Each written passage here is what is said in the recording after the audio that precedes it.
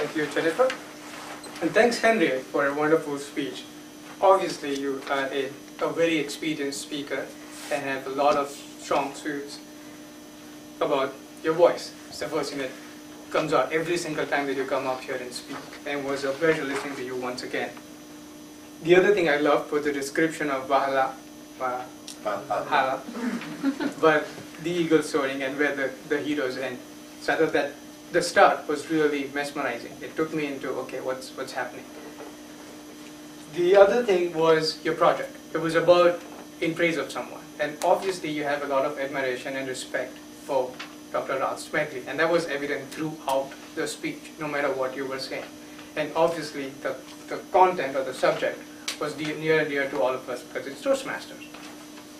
A few subtle ways that you described what Dr. Ralph Smedley did for us was something that I'd like to point out. For example, you said communication and leadership. You did not say Toastmasters until the very end, and I thought that was a subtle but a very effective way of talking about what he did without saying Toastmasters. You should come to Toastmasters. No, you focused on what Toastmasters stands for, and I thought it was subtle but very powerful.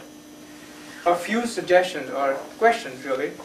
I wasn't quite sure about the exact purpose. You went along about Toastmasters, where heroes end up, talked about Dr. Ralph Smedley, wonderful story so far. But then you started talking about Next Step and what we do here, and we are here to help other Toastmasters and encouraging people to do more, to do outside, to be leaders, which I thought went back to your previous project or intent of Persuade with Power. And so I wasn't sure where this was going.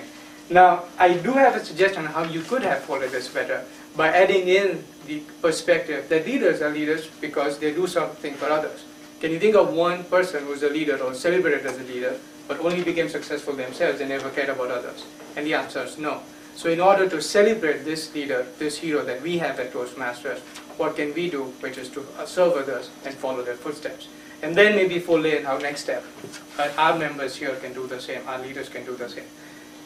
The other thing was unusual for you. I think you had a lot of symptoms of pacing today. You moved around a lot, which was nice, but in some cases you moved and you were talking. You did not stop, finish a point, move, and then start talking. And so I thought there was a little bit of that informal flow, the casual approach, which is what kind of threw me off a little, especially because you're such a strong speaker in all other suits. So strong voice, great content, great message, and then why a little casual? But other than that, as usual, loved your presentation, enjoyed it, and thanks a lot for delivering your speech.